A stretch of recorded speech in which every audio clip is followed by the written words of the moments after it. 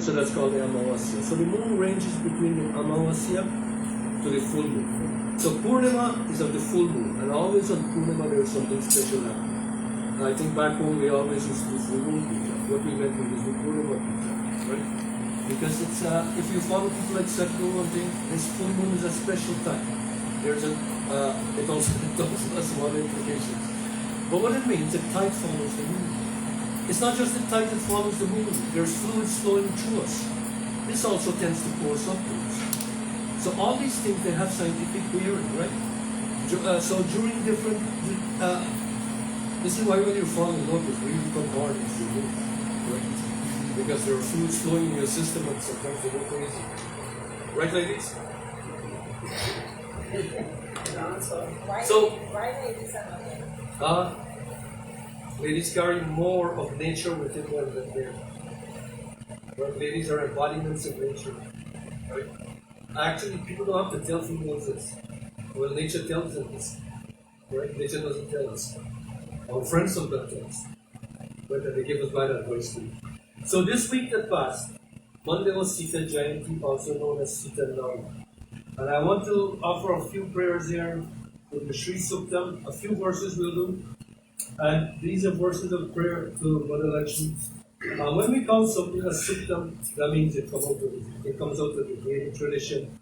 And it has a special way of being chanted. So we clasp the hands. We give a few verses of prayers here to Mahalakshmi Ma, also known as Goddess Shri. And the Sri Suktam is dedicated to her. Om Hiranya Varnam Harinam Suvarna Rajata Srajam Chandram Hiranmayi Lakshmi Jata Devo Mahavaha Dhamma Mahavaha Jata Devo Lakshmi Manapagarini Yasyam Hiranyam Vindeyam Vamasvam Purushanam Ashwapuram Rathamadhyam Asyanada Prabodhinim Sriyam Devim Upavaye Shrima Devi Jushatam Kamso Smitam Hiranya Prakaram Arnam Jwalantim Triptam Tantyantam Padmastitam Padmaya Varnam Tamha Payurvaye Shriyam Chandram Prabhasam Yashasa Jwalantum Sriyam Loke Divajushtam Udam Tam Padmam Sharanamaham Prapajye Lakshmi Me Nashyatam Tvam Vrine Om Hari Om Gandhadvara Duradarsham Nityam Pushtam Karishini Ishwari Gum Sarva Bhutanam Tamiho Bhavane Sriyam Om Shri Devi Pyo Namaha Namami Hari Om Hari Om. Now Sita Jayanti is also known as Sita Navami, and it's the birth celebration of Goddess Sita, also known as Goddess Shri. Whenever we're reading Tulsi's Ramayana, we often find her mentioned by this name Goddess Shri.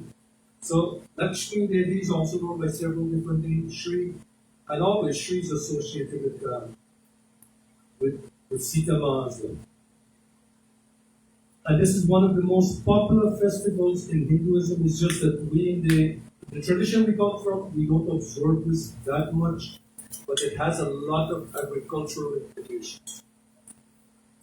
Sita Navami occurs on the Navami Tithi of the Shukla Paksh during the Vaishakha month.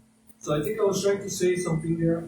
And this is something we're doing at an organization called the Hindu Professional Society of Canada, by the time myself and me.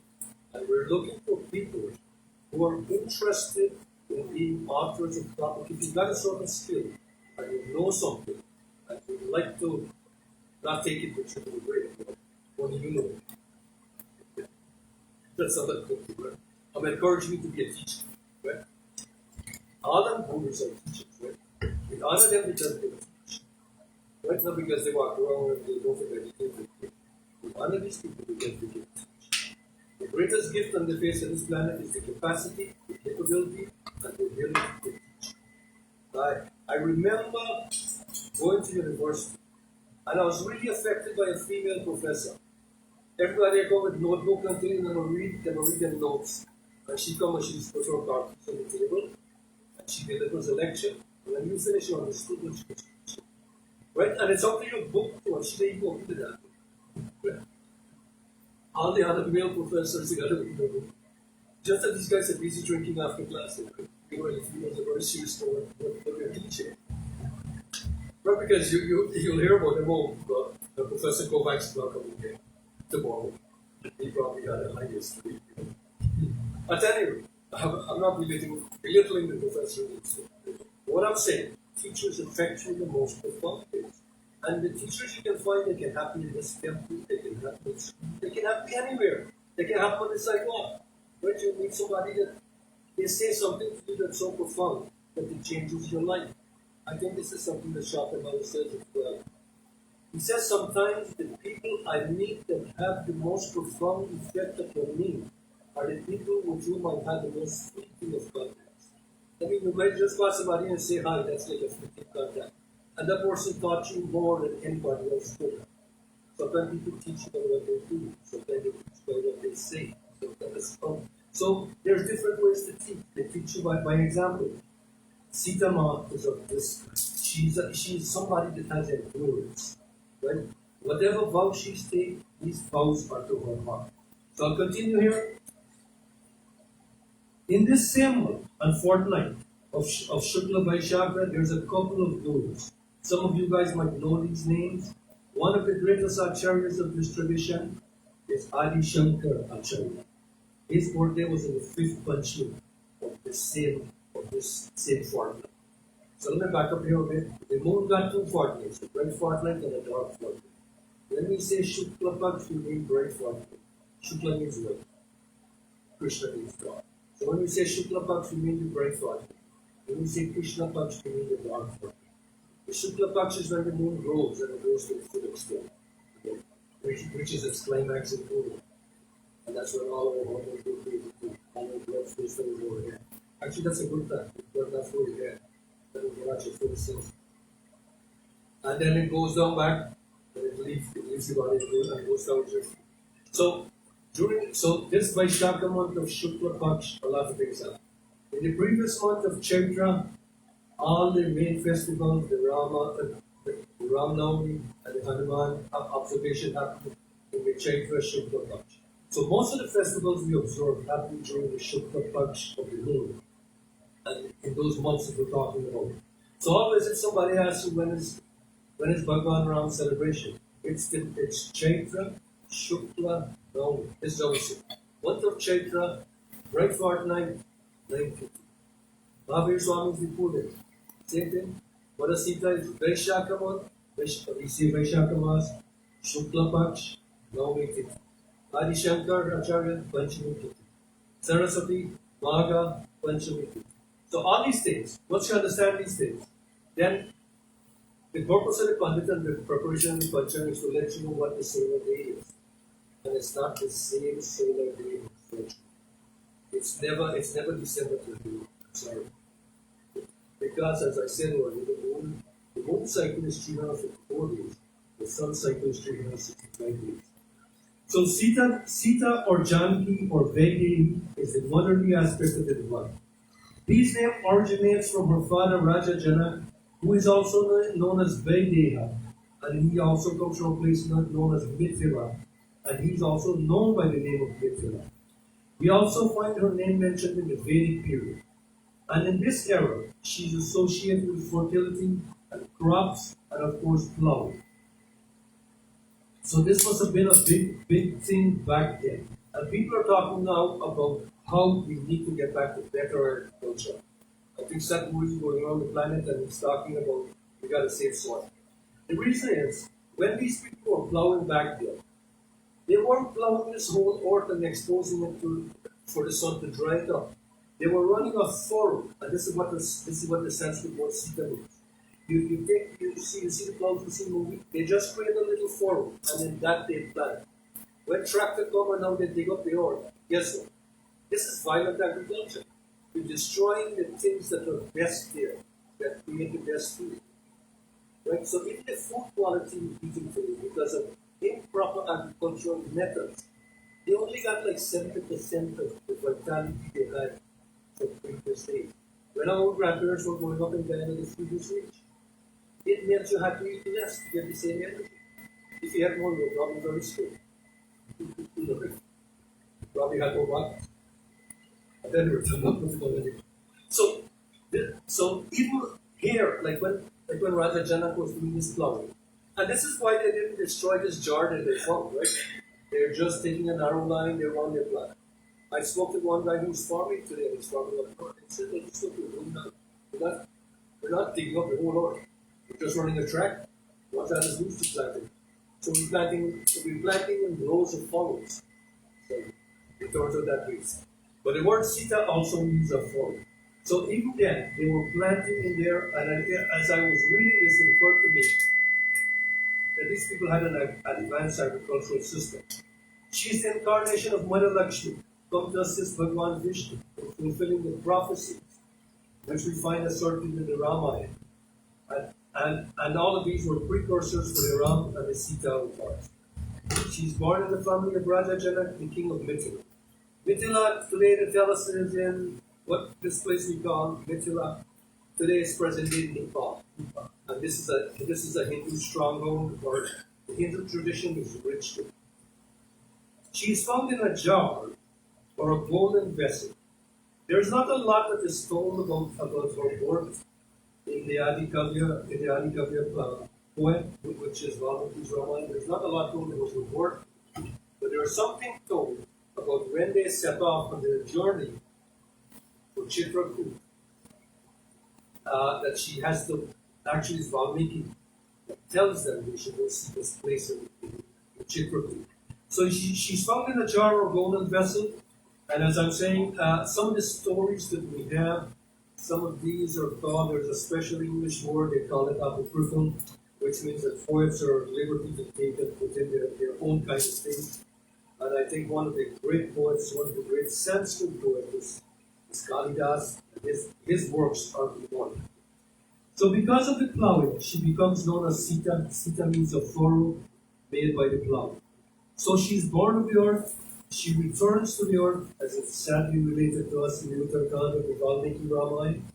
The story of Mother Sita is told in all versions of the Ramayana. The first version of this Ramayana, and one thing I want to tell people here, it's not Ramayana. Let's get so upset. It's Ramayana. Right? The God name that we worship is Narayana. Right? Unfortunately, as my friend Prakash, as my wife Prakash is saying, we got so colonized. The name becomes Narayan, Ramayana becomes Ramayana. Right? So we're bringing back a sensibility here. Okay, we got colonialized to say these things. Let us learn to say that properly. Ramayana means Rama's way. Right? So this entire story of the Ramayana is that. So she weds Lord Rama after he has strung and broken the bow of Bhagwan Shiva, and these were the conditions for the Swayamvar. The Ayodhya Khan of the Ramayana, and the Ramayana consists of a series of books.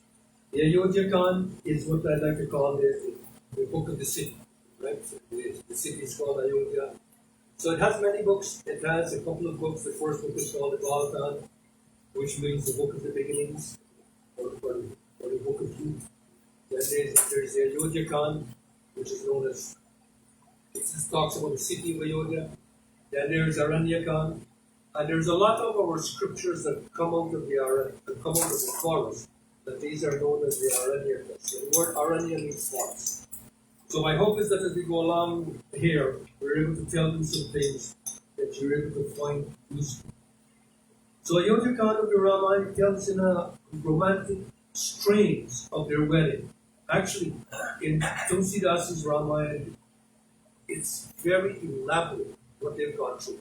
They even describe all the perchance scenes, like when you go to a wedding, and the barat comes, the ladies of the home, where the bride lives, and the family, they come out and they do the arati waving, that is called the perchan. There's a detailed thing in a couple of chautais and a couple of dohas that speak to this. Her mother is Queen Sunaina, and her sister is Urmila, and her two cousins Mandavi and Shutakir. She and all the other princesses are married to the princes of the Raghu dynasty, Bharat, Lakshman, Shatrughan. After wedlock, she accompanies Lord Rama and the entire Raghu dynasty back to Ayodhya. There is a tearful party between her and her mother, the Queen Sunaya. One other thing here, in Hindi words, actually it begins with Sanskrit. In Sanskrit word, whenever they put the term "su" with any other word, it means good something.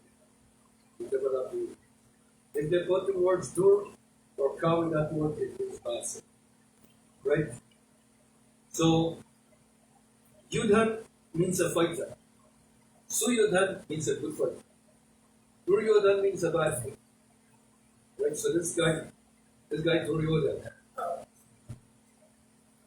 he followed the original rules. Right? He'll employ any means. So, Sunaina, Nayan means I. So I ought to tell you. And she is instructed in the royal and spousal etiquette, as well as all the kind of chores and things that princesses need to know, and all females need to know to help to run their home. She is engaged in attending to and waiting on her mothers, and enjoys the company of her in-laws. When Lord Rama goes to the forest, is exiled to the forest, she gives up the comfort of the palace and worldly life, and this is true to her vows. She tells him, "My misfortune will be your misfortune will also be my misfortune." I think today, when young ladies and their spouses get involved, and if the guys go to the forest for exile, I don't think that's happening. Whenever guys go to the forest today, it's just for it's a resort you go to. There's no real so. Or they set up resorts in the forest to give you this kind of feeling.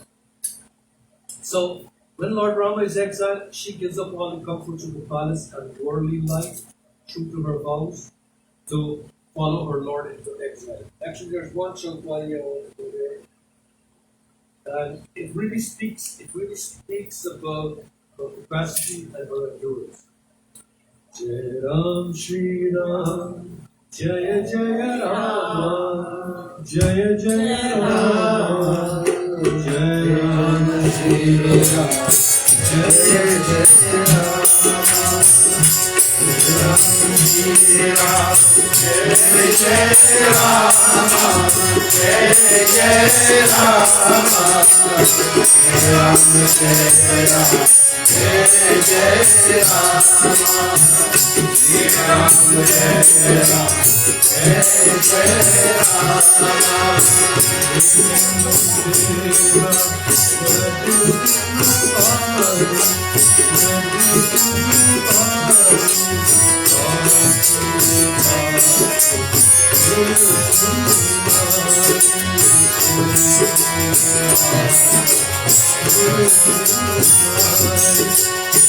Jai Rama, Shri Ram, Jai Jai Rama, Jai Jai Rama, Shri Ram Jai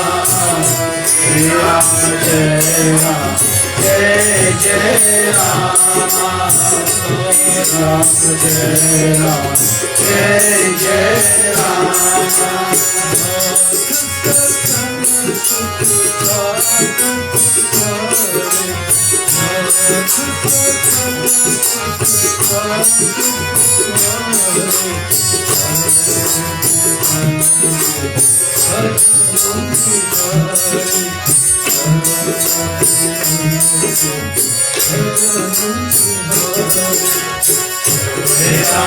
Shri Ram, Jai Jai Rama, Jai Jai Rama, Shri Ram Jai Ram, Jai Jai Rama, Shri Ram Jai Ram, Jai Jai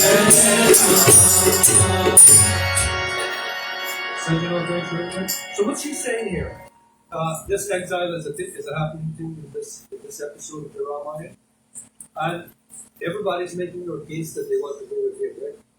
So she is the force that makes this case, and then it's going to be Lakshman's story, right? So She's making the case because he's saying he's going alone. And then she turns to him and she says, O Lord of my life, nothing in this world is delightful to me. As the body without a soul, and as a river without water. That would be the body, right? So bloody, so this is the and as a river without water, even so my Lord is a woman without her husband. In your company, my Lord, I shall be happy in every way, so long as I behold your countenance. So she's saying she just wants to be with him. She just cannot bear to part from him. And this continues a little bit, and there's a couple of things, and I'll just read this rest of it in English. And she finally closes her appeal with this Roha, which I know we're going to read. She says, if you leave me in Ayodhya till the expiry of the time of this 14 years, till the expiry of your exile, you may rest assured that I shall not survive.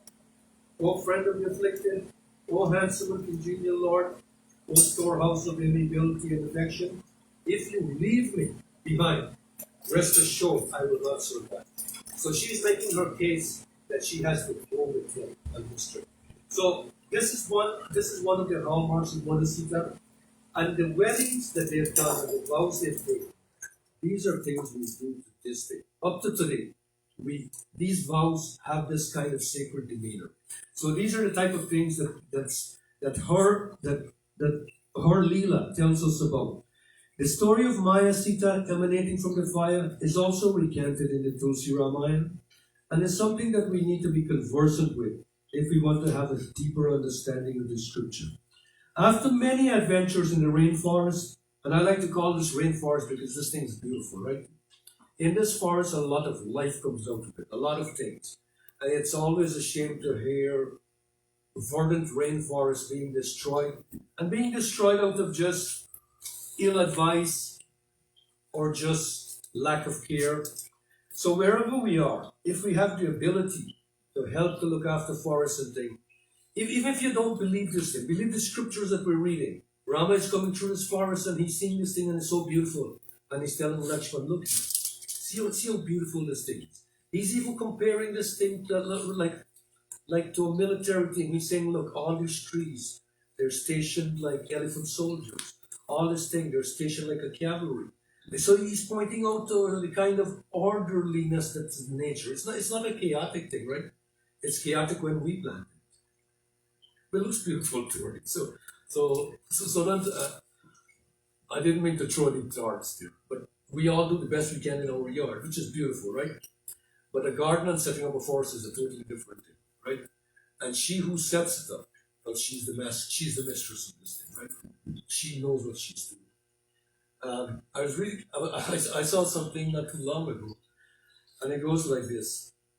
One guy, he's a forest biologist, right? And he says, I don't know what's the matter with these people. They think they're doing good, but they're doing bad. They're trying their best. So all I can do is give them points for it. They'll plant about a whole acre of cedar. He said, when nature plants, you don't plant a whole acre of cedar. She has that kind of diversity going on, right? He says, what do you think will happen here if this thing catches fire? Its torch is gone, right? We have no sensibility. We got a lot of book sense. We haven't got practical sense. We don't study what's happening in the world outside us. We're not seeing the patterns that are there. We're not learning from what's there. Mother Sita embodies all of this. And she's the goddess of the forest. She's the goddess of agriculture, really, when we think about these things. So after many adventures in the rainforest, this is an important aspect of the avatars. And it's not only to sing their praises, but to also enlighten the landscape. Wherever they walk, it becomes sacred space, right? They walk through India, and this is one of the things I'm writing an article on. It's called Tracing the Steps of Rama. As they leave Ayodhya, I think people who've gone to India on pilgrimage, they come to a place called Sringeri. They're going to cross the Ganges there. Then they're going to walk, they're going to come to a place called Prayag. So when we're discussing the geography, I want to look at these things, because all these things have sacred countenances. When we're looking at Indian movies, at Filmi Gita Day, there's always a river and a couple of things that meet. That is Prayag, right? A lot of the movies go to these places because they're such great scapes. They're not just landscapes, right? They're riverscapes, they're rockscapes, they're just beautiful scapes. And this is why the songs that they sing there make things so beautiful. Aankhon se jo teri hai dil mein, what the song was? His picture sinks into my heart, something like that, right? That song is sung at Prayag, right? Or the scenery, the landscape for this Prayag, right? And it has an emotional thing if you have an understanding for what's there. So this is one of the things there. So after many adventures in the rainforest, the landscape that they walk through, they make this place sacred. And earlier I said, a place is sacred depending on one's attitude to that space, right? And most Indian people, they'll go to all these places and they set up shrines and things like that. But on the other hand, they dump garbage in the Yamuna River and all these type of things. So a lot of this thing happened, I think, because of colonialism. But you lost your respect for that place. It's not that important anymore. So we need to get back to that kind of thinking. And a lot of people from different traditions are trying to do this today. Sometimes they're having to legislate for us to have a certain sense of the environment. Now, to bring this to a close, we know the story of Mother Sita. She gets overcome by a golden stag as they're there in the forest, and she sends Bhagwan Ram to fetch his stag. He's telling her, Devi, he actually doesn't say Devi, he says my darling, the special word, Priyatam. He says, this is not a real thing. So, but she wouldn't be sweet, right? And so the story goes on that she sees this thing and she gets overcome. And because of this thing leads to her demise. She gets kidnapped, she gets abducted by Ravan and so on.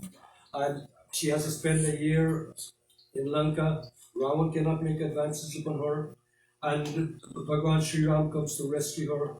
Hanumanji visits her. And when Hanumanji visits her, I like to say he goes to her in a certain way. He speaks to her. This is the first thing of psychotherapy. How to talk to somebody who's in distress. You're not going to go find somebody in distress and you're going to go slap them and so on, right? They probably get into deeper depression. You got to find ways to reach them. So he sits up in a tree and he sings sweet songs about Rama. And she hears these messages, and this thing pierces her heart. And she's able to temporarily get out of her sorrow, her depression. She was so depressed before he came, she was thinking of committing suicide. Right? It tells us this in the Ramayana. She's making things, oh Ashoka tree, your leaf is red.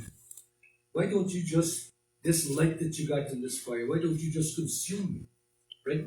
I'm here wasting time, my Lord is not coming for me. Right? So Hanumanji reaches her, and this is one of the greatest episodes in this Ramayana.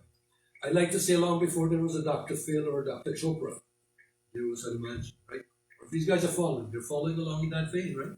They're listening to the great psychotherapist speak. And he comes, and there's a line up here that says, Ashta Siddhi Now Niti Ke Data Asavaradin Janaki Mata. She's so pleased to see him. She calls him her son too, right? And she bestows upon him his gifts. 8 siddhis, 9 nidhis, right? 8 siddhis are various yogic powers. 9 siddhis are various treasures, various gems. And I like to think that these gems, they also have a Navgraha implication, a gem for each graha. Otherwise, it wouldn't have been 9 siddhis. So all these things, they have a certain root. And if you're studying Jyotish and this scripture and so on, and you're not close to certain things, you can see certain things flow back to the home. So Rama comes to rescue her, and I think we know the story about but my time has run out. I didn't think I would take this much time, but I'm so passionate about some of these subjects. Once you get me started, it goes.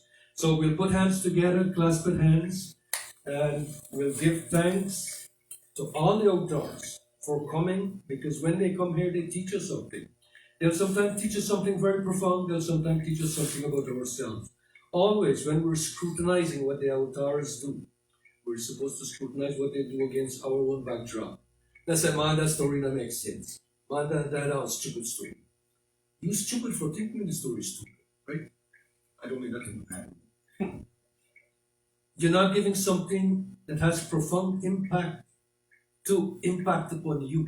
This is what all these ancient scriptures and stories are telling us. And they're meant to be simple, because if they're hard, you're going to run away from them. Right? So in the enactment of these stories is the answers to life questions. So let us this day go forth to say whatever we hear of the whole scriptures. We're not going to be cynical. It's good to be skeptical, but it's not good to be cynical. Cynical means you already know, right? I hear one famous line, I'll close with this. It's okay to say you don't know. It opens you up to possibility. If you already know, it means it's not possible to let you know something else. You just happen to know it all. It's okay to say you don't know. It's okay to say you're ignorant, right? Because if you don't know, you're open to knowing. If you know, you're a closed vessel, right? You're not good to anybody. You might be good to yourself temporarily, right? But even guys who know too much, they come to a certain end, right? And we just say smart flight, you know the rest. And clasp in prayers. Om Satchidananda Rupaya Vishnupatyade Kave Apatraya Vinashaya Sri Krishnaya Vayundava. We take us to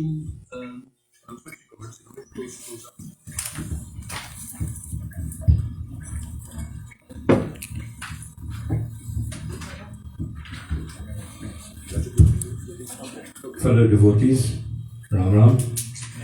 Thanks for joining us this morning.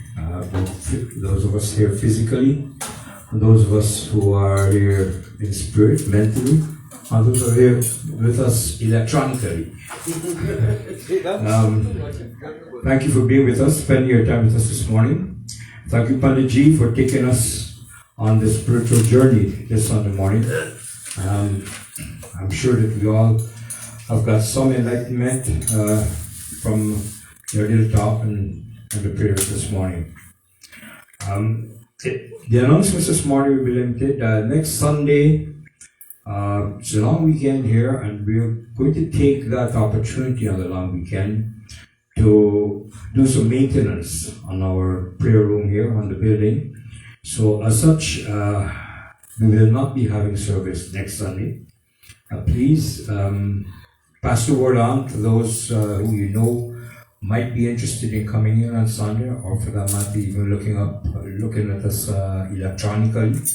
I don't think the plan for next weekend includes videotaping the maintenance that we're doing. So no, we will not be on live next Sunday. Of course, programs of this week and previous weeks will be available for reflection, and hopefully you can draw some inspiration from those sessions. That will then tide you over to the following week. So again, there will not be service in temple next Sunday. The service will be limited to some maintenance activities in the building. Before I close, also I'd like to take this opportunity to congratulate our leader, administratively, spiritually, Bharatari Sukram. He recently celebrated a birthday. I'm not sure if that's why he's not here today. I'll have to find out that. But we'd like to extend our congratulations to him. I would ask Rocco to sing a very short tribute to Pandit.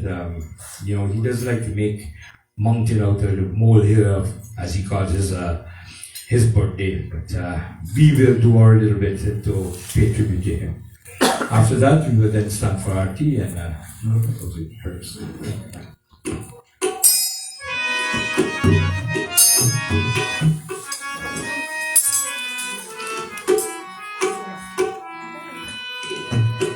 I look on the play this song, so I sing one verse and sing a piece for the song.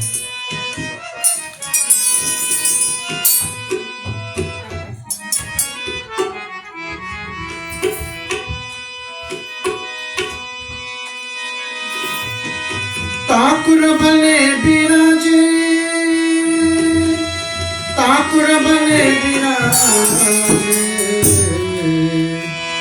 ओ जगन्नाथपुरी में ठाकुर बने विराजे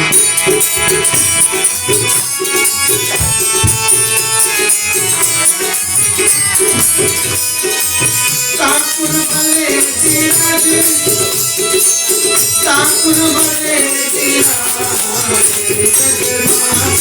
जगन्नाथपुरी में ठाकुर बने विराजे ओ जगन्नाथपुरी में ठाकुर बने विराजे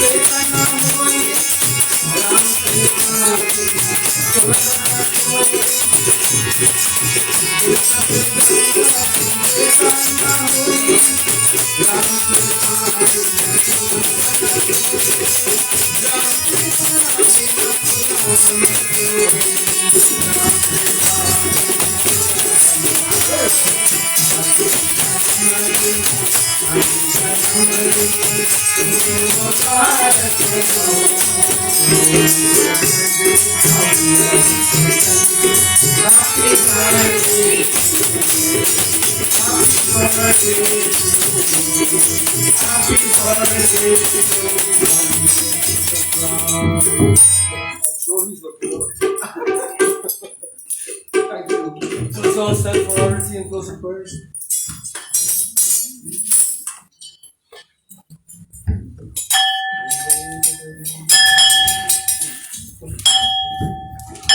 जय जगदीश हरे स्वामी जय जगदीश हरे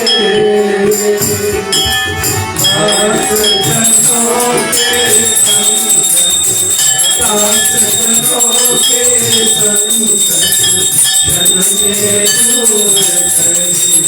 ओम जय जगदीश हरे। जो धारे पल पावे दुख दिन से मन का। ओ स्वामी दुख दिन से मन का। सुख संपत्ति धरवावे, सुख संपत्ति धरवावे, कष्ट मिटे संसार। ओम जय जगदीश हरे। माता पिता तुम मेरे शरण कहो जिसकी। स्वामी शरण कहो जिसकी। तुम बिना और न दूजा, तुम बिना और न दूजा। आके करो ओम जय जगदीश हरे। तुम पूरन परमात्मा तुम अंतर्यामी। ओ स्वामी तुम अंतर्यामी। पार ब्रह्म परमेश्वर, पार ब्रह्म परमेश्वर, तुम सबके स्वामी। ओम जय जगदीश। तुम करुणा के सागर, तुम पालन करता। ओ स्वामी तुम पालन करता। दीन दयाल कृपालु, दीन दयाल कृपालु, कृपा करो भरता। ओम जय जगदीश हरे। तुम हो एक अमोघ सबके प्राणपति। ओ स्वामी सबके प्राणपति। किस विध विनो दयाल, किस विध विनो दयाल, तुम हो वैकुंठपति।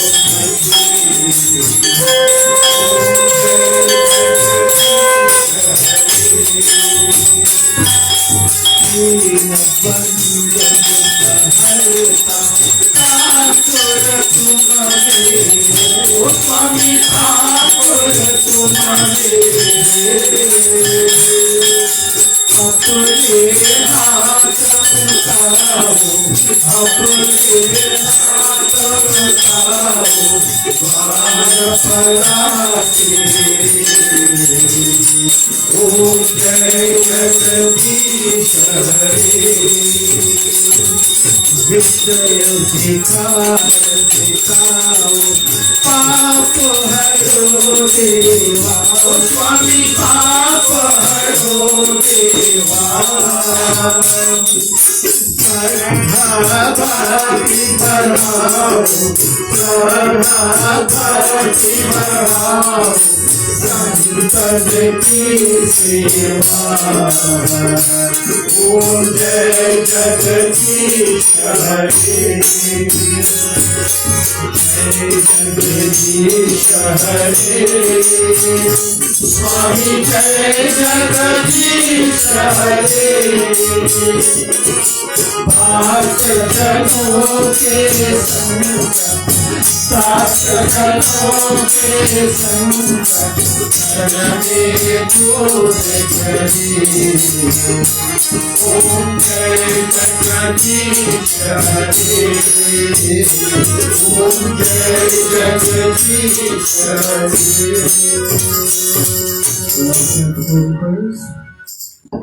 ओम शांताकारं भुजगशयनं पद्मनाभं सुरेशं विश्वाधारं गगनसदृशं मेघवर्णं समानम् लक्ष्मीकान्तं कमलनयनं योगिभिर्यादिनं वन्दे विष्णुभवैर्हरं सर्वलोकैकनाथम् ॐ त्वमेव माता च पिता त्वमेव सदा त्वमेव विद्या द्रविणं त्वमेव सर्वं ममेव देवा पापकर्मा पापात्मा पापसम्भवा पाहितं पुण्डरीकाक्षं सर्वपापो हरो हरि मन्त्रहीनं क्रियाहीनं भक्तिहीनं जनार्दनं या च पूजितं मया देवा परिपूर्णं कलस्व मे बार परमांगो हर्षदेव श्रीराम परसरोजनपाणि भक्ति सदा सत्संगस्य भज रामचंद्र की जय शरणं प्रभु उमापति महादेव की जय पवन सुत हनुमान की जय सिया भज रामचंद्र की जय शरणं प्रभु ओम गुरु ब्रह्मा गुरु विष्णु गुरुदेव महेश्वरा गुरु साक्षात् परं ब्रह्म तस्मै श्री गुरुवे नमः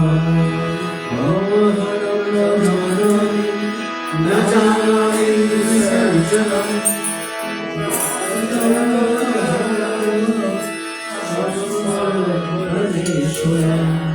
Om Shanti, Antariksham Shanti, Prithavi Shanti, Rapa Shanti, Mushadeva Shanti, Vanaspati Shanti, Vishnudeva Shanti, Brahma Shanti, Sarvibhum Shanti, Shanti Deva Shanti Sama, Shanti Deva Bhavatu, Om Shanti.